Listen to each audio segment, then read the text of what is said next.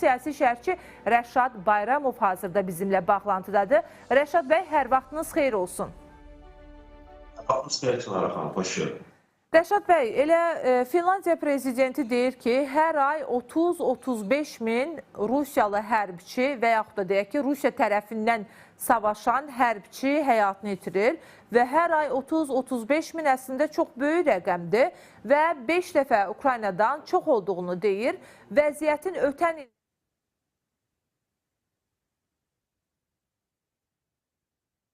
doğrudan da amma vəziyyət bu şəkildə təhlil olunanda Ukraynanın xeyrinə dəyişib deyə bilərik, yoxsa bu yenə də Avropanın yanaşmasıdır?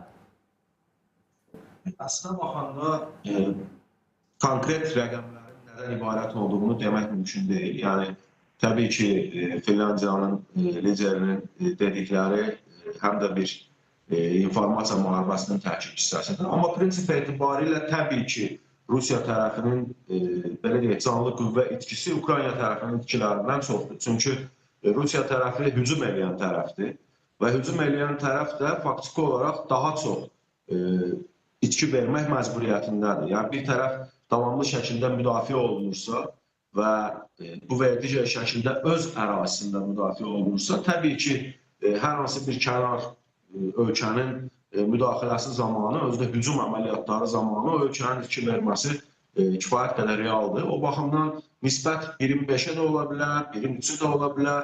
Amma konkret 30 mindir, 35 mindir, bu haqda təbii ki, dəqiq danışmaq mümkün deyil. O ki, qaldı vəziyyətin hansı istiqamətdə dəyişməsinə. Təbii ki, baxın, Ukrayna bugün müharibə başlayan ilk ildəki Ukrayna deyil və yaxud da ondan sonraki ildəki Ukrayna deyil. Yəni, Ukrayna döyüşə, döyüş təcrübəsini artıra, özünün müdafiə qabiliyyətini artıra gəlib bu vəziyyətə çatıb və nəticə etibarilə Rusiya kimi zamanında, belə deyək, güclü orduya malik bir ölkə ilə artıq 4 ildən artıqdır ki, müharibə aparır və biz son, belə deyək, dövrlərin, keçən il və bu ilki dövrün Rusiya tərəfindən irəliləyiş tempinə baxanda da görünür ki, faktiki olaraq böyük ölçüdə belə bir irəliləyiş artıq müşahidə olunmur. Bu nəyin göstəricisidir? Bu onun göstəricisidir ki, bir tərəfdən, belə deyək, tərəflər artıq tez bir zamanda nəticə əldə etməklə bağlı müharibə aparmırlar. Tərəflər faktiki olaraq tükəndirmə müharibəsi, resursların daha çox istifadəsinə yönəlik müharibə aparırlar. İkinci bir tərəfdən, Ukrayna tərəfi təkcə döyüş qabiliyyətini, belə deyək, canlı qüvvə ilə artırmadı, döyüşməyə öyrənməklə artırmadı. Eyni zamanda da artıq xaricdən gələn və ilk müharibə illərində daha çox ehtiyacı olan silah, texnika və digər sursatları özü istehsal etməyə başlayan bir ölkədir. Yəni, kifayət qədər artıq dron istehsalı var, kifayət qədər artıq raket istehsalı var. Yəni, baxın, əgər bu Ukrayna tərəfinin dronları Rusiya dərinliyinə 1400 kilometr məsafədə uçurlarsa, bu o deməkdir ki, Ukrayna tərəfi kifayət qədər bu istiqamətdə, belə deyək, öz mövqələrini möhkəmləndirməyə nail olur. O ki, qaldı Rusiya tərəfinin tükənməsinə, Rusiya tərəfinin raket arsenalının azalmasına və yaxud da, belə deyək, havadan müdafiə sistemlərinin artıq effektivliyini itirməsinə, təbii ki, bu da ciddi məsələ deyil. Yəni, təzyiq varmı Ukrayna tərəfindən Rusiyanın hava hücumundan müdafiə sistemlərinə? Bəli, bu təzyiq var.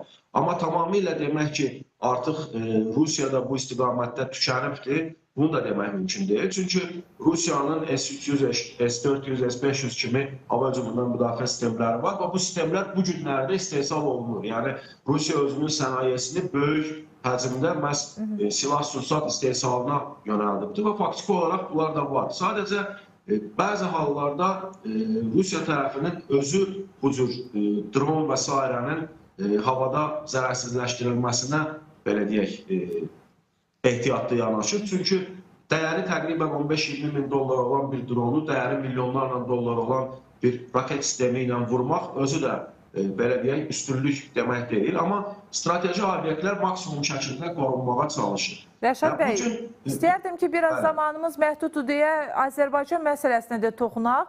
Zelenskinin Qəbələdə keçirdiyi görüş, daha sonra Rusiya mediasının bu istiqamətdə yayımladığı informasiyalar, bir qismi əlbəttə ki, Zelenskinin bütün səfərlərini diqqətlə izləyirlər və hansı ölkədə necə yanaşıldığını da xüsusilə də təhlil edirlər. Qərəzli yanaşmalar da var. Biz Rusiya mətbuatını izləyəndə bunu açıq-aşkar görə bilirik və bir də Azərbaycanda keçirilməsi ilə bağlı bu görüşün belə bir təklif olundu. Əlbəttə ki, Azərbaycan İsrail ilə Türkiyə arasındakı danışıqlara da ev sahibliyi etmiş bir ölkədir. Hətta bunu açıq şəkildə də bildirmədilər. Sonradan biz bildik ki, belə bir görüşə də ev sahibliyi edib tərəfləri barışdırmağa cəhd göstərib ki, həmin dövrdə uğurlu da alınıb. Zelenskinin Azərbaycan səfərindən sonra Rusiya mediasında yayımlanan informasiyalar və bu fonda verilən açıqlamalar sizcə görüşün növbəti mərhələdə Azərbaycanda keçiriləcəyinə bağlı ümid yaradır, yoxsa əksinə? Rusiya tərəfinin Zelenskinin Azərbaycana səfərini bu cür qıcıqla qarşılaması prinsip etibarilə təbiidir. Yəni, Ukraynanı özlərinə düşmən ölkə hesab edirlər, Zelenskini özlərinə düşmən hesab edirlər və Zelenski hansı ölkəyə səfər edirsə, Ukrayna ilə hansı ölkə bu və digər şəkildə əməkdaşlıq yönündə hansısa sənədlər imzalayırsa, təbii ki, Rusiya tərəfindən bu və digər şəkildə buna qıcıqla yanaşılır. O ki, qaldı görüşün təşkili ilə bağlı məsələyə. Qeyd etdiyiniz kimi, Azərbaycan zamanında Türkiyə və İsrail arasında da görüşə ev sahibliyi eləyən, İsraillə Suriya arasında da görüşə ev sahibliyi eləyən, NATO ilə Rusiya arasında da görüşə ev sahibliyi eləyən bir ölkədir. Yəni, bu günləri Rusiya NATO generaliteti ilə Azərbaycanda görüşməyi özü üçün məqbul hesab edirsə, bu və digər şəkildə Zelenski ilə də görüşməkdə hər hansı bir problem yaşamamalıdır prinsip etibarilə.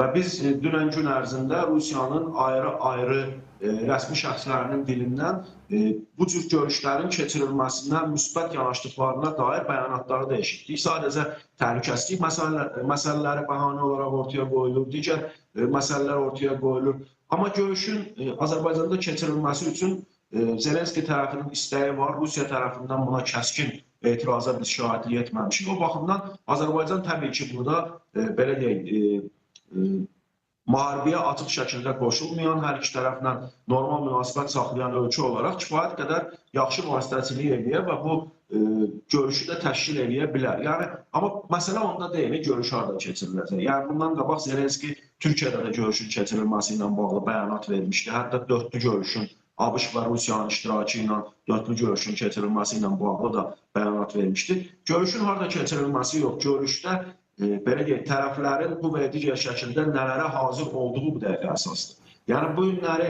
Rusiya tərəfinin nədəsə geri çəkilmək kimi bir niyyəti ortada varsa, o zaman görüşün harada keçirilməsi də prinsip etibarilə bir fərq eləməyəcək. Amma yox, Rusiya davamlı şəkildə öz istəkləri üzərində qalacaqsa, o zaman Azərbaycanda keçirilməsinə də bu və digər şəkildə bir bəhanə tapıb iştirak etməyə bilər.